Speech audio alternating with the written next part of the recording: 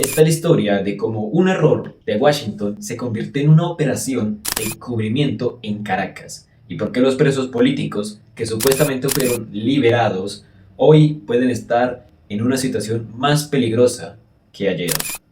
Este miércoles en Caracas pasaron dos cosas al mismo tiempo y juntas explican perfectamente cómo funciona el poder en Venezuela hoy mismo. Por un lado, una fila de vehículos salió del Helicoide, la sede del SEBIN, la policía política, cargando presos políticos hacia destino desconocido. Por el otro, un avión del gobierno de Estados Unidos aterrizó en Maiquetía, trayendo al general Dan Kaine, el jefe del Estado Mayor Conjunto Americano. Dos movimientos el mismo día, 24 horas después de que Marco Rubio dijera públicamente que el helicoide estaba cerrado. Esto es lo primero que hay que entender. Todo esto arrancó por un error de Rubio. Uno, el martes el secretario de Estado dijo frente a las cámaras que las celdas de del helicoide ya no tenía presos. Eso era falso en ese momento. Y en vez de corregirlo con palabras, el gobierno venezolano lo corrigió moviendo a los detenidos a toda prisa hacia otras cárceles. O sea, la respuesta oficial a una mentira fue construir otra mentira aún más grande, solo que esta venía con buses. Afuera del helicoide, los familiares y abogados no sabían nada. Nadie les avisó, nadie publicó una lista y simplemente aparecieron los vehículos, cargaron a los presos y los arrancaron. Las familias se enteraron por gritos desde dentro de los buses y por alertas que empezaron a circular de organizaciones de derechos humanos en la calle. El periodista Luis Alejandro Laya estaba ahí. Escuchó cuando desde uno de los vehículos alguien gritó una sola palabra, Tocullito. Ese es el nombre de un penal en el estado Carabobo, con un historial sumamente comentado de hacinamiento brutal. Tamara Suju, el Instituto Casla, recibió información de que otro grupo iba hacia el Rodeo 1, en Miranda, que fue recondicionado recientemente como instalación de máxima seguridad. No hubo proceso judicial, no hubo notificación, no hubo garantía de nada y de ningún tipo, solo el movimiento.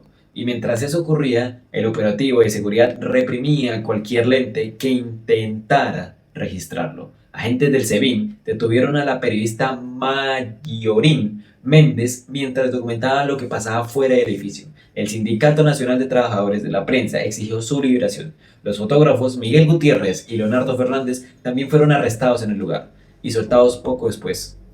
El mensaje es claro.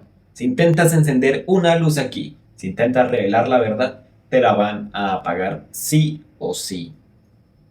A ver, siendo directo sobre lo que está pasando, esto no es un gesto humanitario, ni siquiera se acerca al gesto.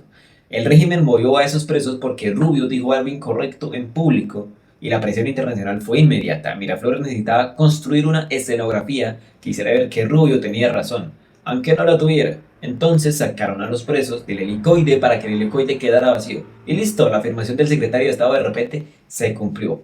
Pero hay un problema enorme con eso. Y es que pasar del helicoide a Tocollito o a El Rodeo no es pasar de malo a bueno, es pasar de un lugar de tortura política a un penal común con hacinamiento severo, sin abogados, sin visitas regulares, sin que nadie los pueda rastrear fácilmente. Para una persona que ya está desaparecida en el sistema, esto puede ser todavía peor, porque ahora se diluyen en el mar de presos comunes y el seguimiento internacional se complica. Y eso es exactamente el riesgo, que el mundo vea el traslado, lo lea como un avance y suavice la presión creyendo que las cosas están mejorando. Mientras tanto, esas personas siguen presas, solo que ahora son más difíciles de encontrar. Lo del general Kane es la otra pieza del día, y la que más preguntas me deja. Un general americano de ese rango no se sube a un avión y cruza Sudamérica por turismo. Desplazar al jefe del Estado Mayor conjunto significa que lo que se va a tratar supera cualquier conversación diplomática ordinaria, incluso por llamada. Delcy Rodríguez, la presidenta encargada, no estaba en Caracas ese día, está en India gestionando acuerdos petroleros. Kane llegó igual. Eso le dice bastante sobre la jerarquía real de esta visita. No sabemos qué se habló, nadie lo va a decir todavía, pero en el contexto del día, con presos siendo trasladados a la misma hora, con Rubio desmintiendo a lo del helicoide, con la presión internacional en su punto más alto en semanas, no uno puede al menos proyectar que los temas de seguridad y la situación carcelaria estaban sobre la mesa. Así es como se negocia hoy en Venezuela, no en comunicados oficiales. Se negocia moviendo presos, liberando periodistas a las pocas horas, vacían de edificios para que cuadre con lo que dijo alguien en Washington. Los ciudadanos son la moneda de cambio y eso, a decir verdad, es sumamente difícil de ver sin que le revuelva a uno el estómago. Hay antecedentes que vale la pena mencionar. En 1986, Polonia vive algo parecido.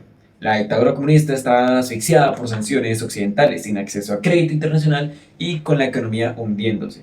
Para aliviar esa presión, el gobierno aprobó una amnistía y soltó a más de 200 presos políticos del sindicato Solidaridad.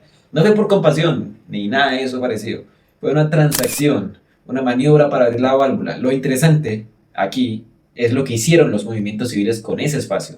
No se quedaron quietos esperando más gestos, aprovecharon ese pequeño margen de aire para reorganizarse, para volver a las fábricas, para empujar, y ese empuje terminó siendo parte de lo que llevó a las elecciones libres de 1989.